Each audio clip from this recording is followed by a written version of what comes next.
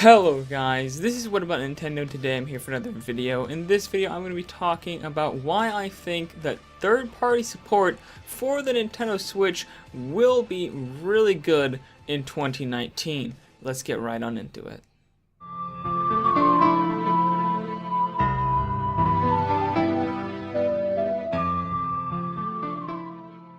So guys, one of the things that the Switch has done better than some of Nintendo's past systems or recent systems like the Wii U and the Wii is that it's getting a lot more third-party support. However, it hasn't been getting as much as the PS4 or Xbox One, but Nintendo's kind of promising that it's going to get better and better as time goes on, and I think 2019 is one of the years where it's going to really jump forward. Now, while I don't think it will be as good a support as the PS4 and Xbox One, I do think it will be a lot better than it has been so far. We already have several confirmed 2019 third-party games.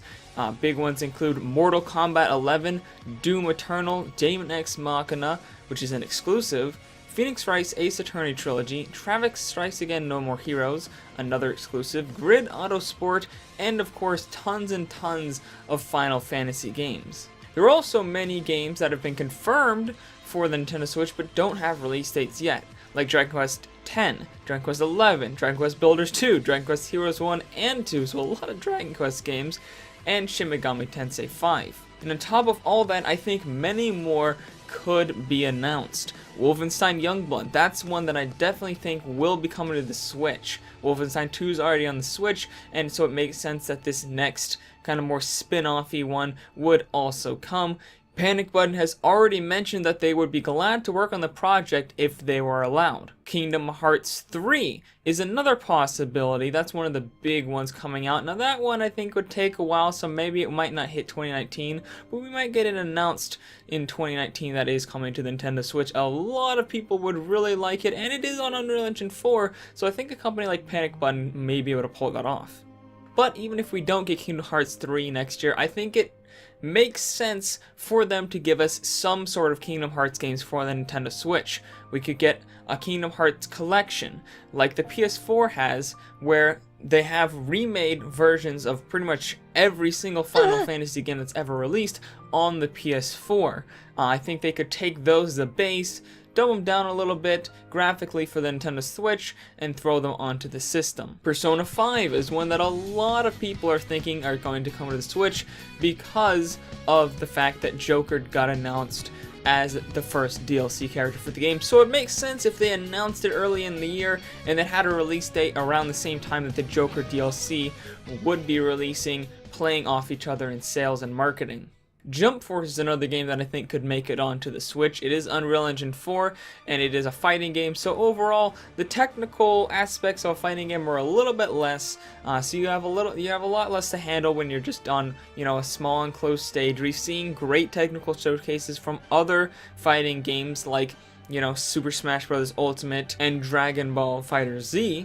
Now this one is a 3D fighter, so it's a little more demanding, but again, it's on Unreal Engine 4. I think Panic Button could pull it off, and you could see a nice port of it on the system. Dark Souls 2 and 3, I think, could make it on the system. We already have the original Dark Souls remastered, but getting Dark Souls 2 and 3 would fill out that trilogy and be able to play the entirety of Dark Souls on the go would be really cool. And finally, I think we could get an exclusive Square Enix RPG. We already know that Square Enix has opened an entire studio just for the Nintendo Switch, so it makes sense that we would, see games made by that studio as early as next year.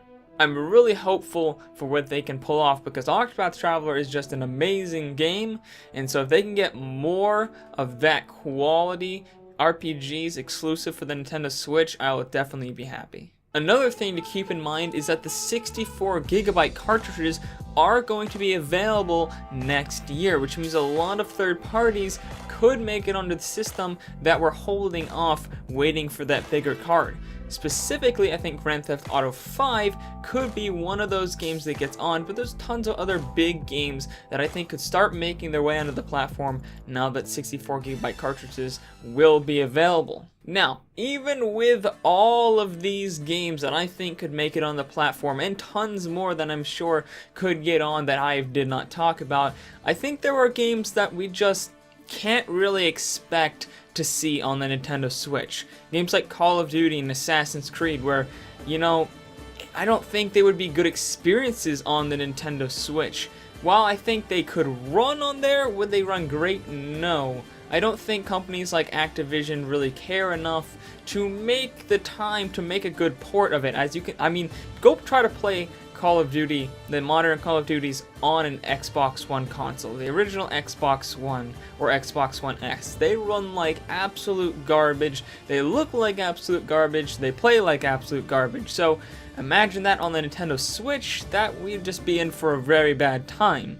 Assassin's Creed, another one that just runs very bad, and on the older systems you can really tell they're really struggling to maintain any sort of frame rate and resolution, and that's on a system that's twice as powerful as the Nintendo Switch. So while I think games like these could come, it just wouldn't be worth it in my opinion. Games like Cyberpunk 2077, Anthem, Resident Evil 2 Remake, Division 2, Rage 2, and Devil May Cry 5 are likely candidates to skip the Nintendo Switch just because it's a lot of work.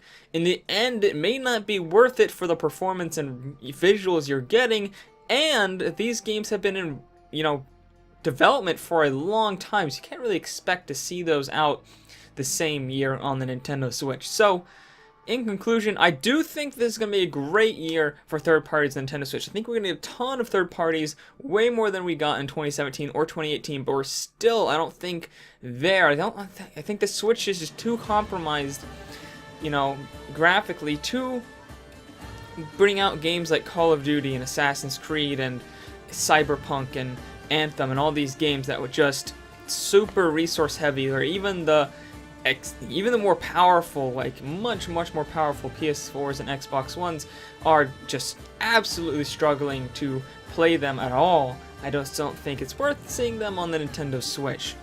But maybe Panic Button could pull a miracle and we could get some of these games on here. Or maybe we could start seeing exclusive versions. Maybe we could see an exclusive Call of Duty or Assassin's Creed on the Nintendo Switch. Who knows what could happen. But yeah guys, that's all for this video. Just wanted to talk about the third-party situation for the Nintendo Switch. I think it's looking good. But what do you guys think down in the comments below? Do you think we'll get a bunch of third parties in the Nintendo Switch in 2019? And what kind of third parties are you wanting to see? But yeah guys, if you like this video, make sure to hit that like button, hit that subscribe button, ring that bell icon for notifications of all my videos. I typically post Monday through Saturday. And make sure to share this video with anyone you know who is interested in Nintendo content. And I'll see all you guys later. What about Nintendo? Bye.